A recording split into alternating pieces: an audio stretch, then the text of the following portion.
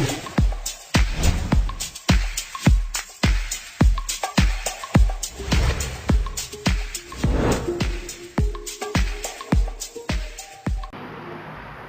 दोस्तों, स्वागत है आपका हमारे YouTube चैनल पॉलिटेक्निक मंत्रा में। आज हम आपको पढ़ाएंगे रसायन विज्ञान से जुड़ा हुआ टॉपिक IUPAC। आइए जानते हैं इसके में क्या क्या होता है। IUPAC का पूरा मतलब होता है international union of pure and applied chemistry, अर्थात अंतर्राष्ट्रीय विशुद्ध एवं अनुप्रयुक्त रसायन संघ। इसकी खोज सन 1958 ईस्वी में हुई थी। 1958 ईस्वी से पहले लगभग 1892 ईस्वी से 1958 तक बहुत तत्व खोजी, मगर उनके नामकरण में दिक्कत बहुत ज़्यादा होती थी। इसीलिए IUPAC की खोज करी गई है। इसके सहायता से तत्वों के नाम बहुत आसानी से दिए जाते हैं और बहुत आसान होते हैं। आइए चर्चा करते हैं कि इसमें नाम किस प्रकार दिए जाते हैं। सबसे पहला टॉपिक है इसके अंतर्गत मूल शब्द। सबसे पहला टॉपिक है मूल शब्द। मूल शब्द में होता है कि वे कार्बनिक यौगिक जिनमें कार्बन होता है और जिनसे IUPAC का नामकरण में सहायता बहुत ज़्यादा प्रदान होती है, इनको मूल शब्द कहते हैं। ये मुख्यतः 10 प्रकार के, हम लोग इनको 10 प्रकार से जानते हैं, मगर ये बहुत ज़्यादा होते हैं। मगर सिलेबस के हिसाब से और पढ़ाई के हिसाब से 10 प्रकार पर्याप्त है। उसमें है C1, C2, C3, C4, C5, C6, C7, C8, C9 और C10। ये 10 होते हैं कार्बन के। इसको कहते हैं मेथ कहते हैं। C2 को कहते हैं एथ। C3 को कहते हैं प्रोप।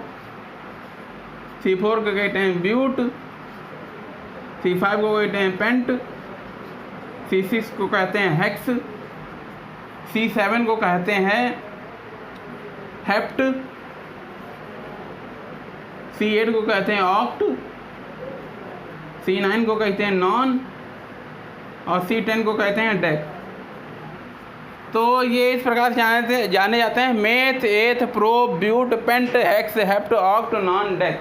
इस प्रकार से ये तत्व जाने जाते हैं। और इसके बाद इनको जब पदार्थों के रूप में लिखते हैं तो इनमें खाली मूल शब्द से काम नहीं चलता है। इसके लिए हम लोग को प्रीफिक्स भी चाहिए, यानी कि शब्द से पहले जो लगता है वो, और उसके बाद सफिक्स चाहिए अर्थात प्रत्यय, यानी कि जो मूल शब्द के बाद लगता है। तो आइए प्रीफिक्स के बारे में जानते हैं। प्रीफिक्स क्या होता है?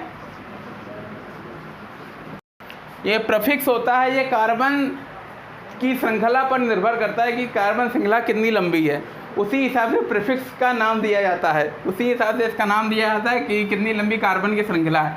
इसके बाद अगला टॉपिक इसी के से जुड़ा हुआ दूसरा है सफिक्स। ये सफिक्स जो ये श्रृंखला के क्रियात्मक समूह पर निर्भर करता है। और सफिक्स लगभग सिलेबस के हिसाब से 10 से 12 प्रकार के हैं। 10 से 12 प्रकार के होते हैं।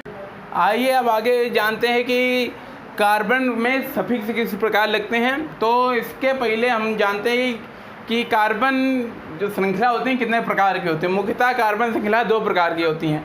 एक संतृप्त हाइड्रोकार्बन से जुड़ी हुई होती है, एक असंतृप्त हाइड्रोकार्बन से जुड़ी होती हैं। संतृप्त हाइड्रोकार्बन के अंतर्गत खाली एक श्रृंखला आती है, एल्केन। एल्केन कहते हैं जहाँ पर कार्बन के मध्य एकल बंध उपस्थित हो, उसे संतृप्त हाइड्रोकार्बन कहते हैं या फिर एल्केन कहते हैं।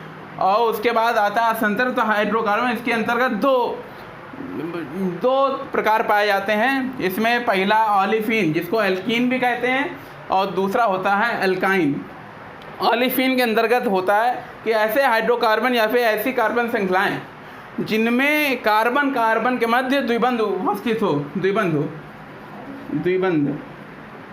मतलब डबल बॉन्डिंग हो, तो उसको एल्कीन कहते हैं। और इसका एल्काइन है जिसमें कार्बन के मध्य, ऐसे हाइड्रोकार्बन जिसमें कार्बन के मध्य त्रिबंध उपस्थित हो, उसे एल्काइन कहते हैं। त्रिबंध उपस्थित हो उसे एल्काइन कहते हैं। इसके उदाहरण होंगे जैसे कि मीथेन और इसके होगा एथीन या फिर एथिलीन कहते हैं। एथीन या एथिलीन कहते हैं। और इसका होगा एसिटिलीन या एथाइन या फिर एसिटिलीन, इसको ये कहते हैं। आइए अब इनके नाम नॉमेनक्लेचर के बारे में जानते हैं कि किस प्रकार नाम होता है। जो एल्केन होते हैं उनमें जो कार्बन संख्या होती है, कार्बन यानी कार्बन संख्या गिनने के बाद जो चयन होते हैं उसमें कार्बन संख्या गिनने के बाद एल्केन के में आखिरी 3 शब्द यानी कि ANE लगा देते हैं, ANE लगा देते हैं, तो वो एल्केन उनका नामकरण इसके हिसाब से हो जाता है। जैसे उदाहरण लेते हैं, जैसे CH3 ये कोई कार्बन श्रृंखला दी गई है। और भी उदाहरण लें, CH3 CH2 जैसे ये कार्बन श्रृंखलाएं कुछ दी गई हैं, तो इनमें कार्बन कार्बन के मध्य एकल बंध उपस्थित है, इसीलिए ये संतृप्त हाइड्रोकार्बन होंगे और ये एल्केन श्रेणी के अंतर्गत आएंगे। तो CH3 इसमें 2 C हैं, यानी कि कार्बन की संख्या 2 है, और जहाँ पर 2 C होते हैं उनको हम जानते हैं कि एथ कहते हैं, इनको कहेंगे एथ, ETH एथ। और मगर इनमें सफिक्स लगता है एन लगता है सफिक्स, इसीलिए इसको एथेन कहेंगे। CH3 सिंगल बॉन्ड CH3 को एथेन कहते हैं क्योंकि इसमें सफिक्स एन लगता है। और इसको गिनते हैं, इसमें कितने कार्बन है? 1 2 3 4, इसमें कार्बन की संख्या 4 है, तो इसमें मेथ एथ प्रो ब्यूट, 4 कार्बन को ब्यूट कहते हैं, इसीलिए इसको ब्यूट लिखेंगे पहले, ब्यूट। मगर इसमें एल्केन है तो आखिरी के 3 शब्द इसके लिए जाएंगे, तो एल्केन इसमें आगे भी एन लग जाएगा, इसीलिए इसका नाम हो जाएगा ब्यूटेन। इस प्रकार से संतृप्त हाइड्रोकार्बन का नामकरण करा जाता है। एक और उदाहरण लेते हैं, CH2 सिंगल बॉन्ड CH3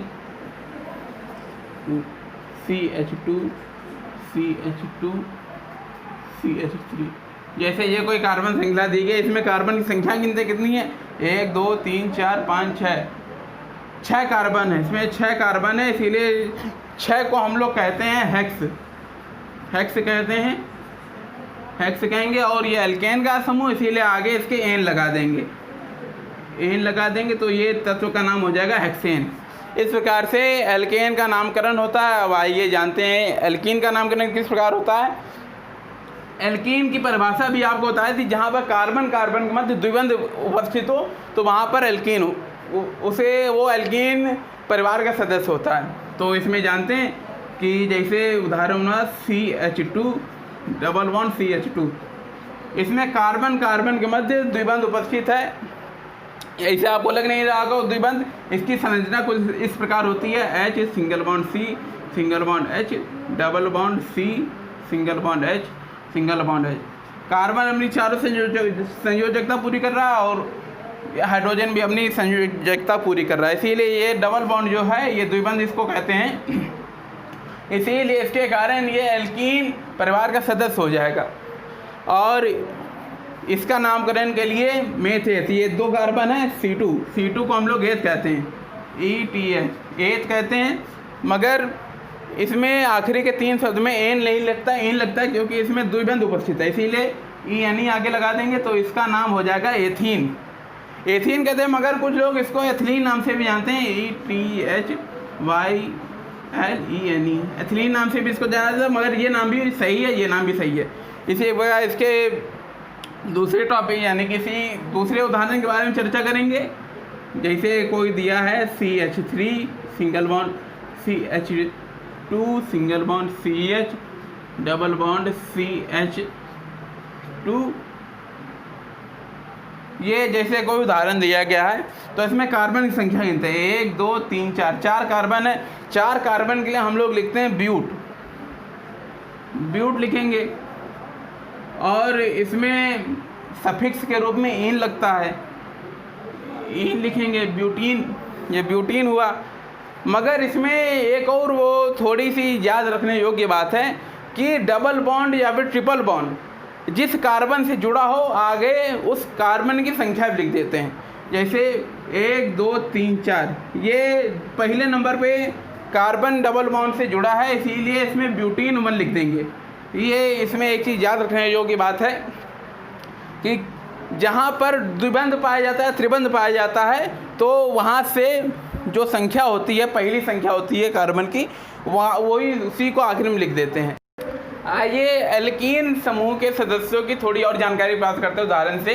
जैसे कोई चैन कार्बन श्रृंखला दी गई है CH3 single bond CH double bond CH single bond CH2 single bond CH3, मान लीजिए कोई कार्बन श्रृंखला ये दी गई है, तो इसमें गिनते हैं कितने कार्बन हैं, 1 2 3 4 5 कार्बन हैं। और C5 के लिए हम लोग उपयोग करते हैं, वीडियो की शुरुआत में बताया गया था कि C5 के लिए उपयोग करा जाता है पेंट, PENT, मगर ये डबल बॉन्ड है, ये इसीलिए एल्कीन परिवार का सदस्य होगा, इसीलिए इसको में पेंटीन, आगे ENE जोड़ देंगे, ENE, मगर इसमें पेंटीन, इसलिए जो इस पेंटीन के आगे हम लोग लिख देंगे 2। अब ये आप लोग को समझ में नहीं आ रहा होगा 2 कैसे लिखा गया। इसमें ये IUPAC की एक खास बात होती है कि जहाँ से ये कार्बन श्रृंखला द्विबंध या त्रिबंध से जुड़ी होती है, जो नज़दीकी सिरा होता है वो आखिरी में वो संख्या लिख देते हैं। जैसे इधर से जोड़ेंगे तो 1 2 3 तीसरे नंबर पे आ रही है, मगर अगर यही इधर से जोड़ेंगे 1 2 दूसरे नंबर पे द्विबंध आ रहा है, इसीलिए इसमें 2 लिखेंगे। जैसे अगला उदाहरण लेंगे CH3 single bond CH2 single bond CH double bond CH single bond CH3। जैसे ये कोई कार्बन श्रृंखला है, इसमें भी 1 2 3 4 5 कार्बन है इसमें, यानी कि पेंट लगेगा। इसके बाद देखते हैं कि द्विबंध कहाँ से ज़्यादा पास में, शुरुआत से ज़्यादा पास में है या फिर आखिरी से ज़्यादा पास में। शुरुआत से गिनते हैं 1 2 3, तीसरे कार्बन पे ये आ रहा है, और आखिरी से गिनेंगे तो फिर दूसरे कार्बन पे आ रहा है, तो ये आखिरी से ज़्यादा पास में है, तो इसमें भी 2 लगेगा, मगर संरचना सूत्र अलग अलग हो जाएंगे, तो पेंटीन हो जाएगा, ये 2 हो जाएगा। इस प्रकार से इनका नामकरण कराया जाता है। और इसके बाद अगला टॉपिक आता है एल्काइन, ALKYNE, एल्काइन। एल्काइन में जैसे हमने आपको बताया था कि जहाँ पर कार्बन के मध्य त्रिबंध उपस्थित हो वहाँ पर एल्काइन होता है, तो इसका उदाहरण जैसे हुआ CH ट्रिपल बॉन्ड CH, यहाँ कार्बन के मध्य त्रिबंध उपस्थित है, और ये 2 C हैं। 2 C का मतलब होता है एथ हुआ 2 C का मतलब, और इसमें आखिरी के इसके 3 शब्द लेते हैं तो हो जाएगा एथाइन हो जाएगा। इसी को दूसरे नाम से भी जानते हैं, इसको कहते हैं एसिटिलीन। इसकी स्पेलिंग होती है ACTI, एसिटिलीन, इस नाम से जानते हैं इसको। आइए इसके एल्काइन के अन्य उदाहरण देखते हैं कि जैसे कोई उदाहरण दिया गया है CH3 single bond CH2 single bond C triple bond CH triple bond C single bond CH2 single bond CH2 single bond CH3। इसे मान लिया कोई उदाहरण ये दिया गया है, तो इसमें दोनों ओर से कार्बन परमाणु गिनेंगे कि ये ट्रिपल बॉन्ड कहाँ से ज़्यादा पास पड़ रहा है, तो गिनेंगे इधर से 1 2 3, इधर से तीसरे कार्बन में आ रहा है, और इधर से आ रहा है 1 2 3 4, इधर से चौथे कार्बन में आ रहा है ट्रिपल बॉन्ड, तो ये 3 वाला सही रहेगा और आसान भी रहेगा, उचित रहेगा। तो आखिरी में इसकी 3 लिखेंगे। इसके बाद गिनते हैं कितनी कार्बन संख्याएँ हैं, 1 2 3 4 5 6 7 कार्बन है, तो C7 हुआ। C7 के लिए हम लोग उपयोग करते हैं हेप्ट का, HEPT, हेप्ट का उपयोग करते हैं, और ये एल्काइन परिवार के सदस्य है, इसीलिए इसके आखिरी में YNE लिखेंगे, YNE, हेप्टाइन 3, इसका नाम हो जाएगा हेप्टाइन 3।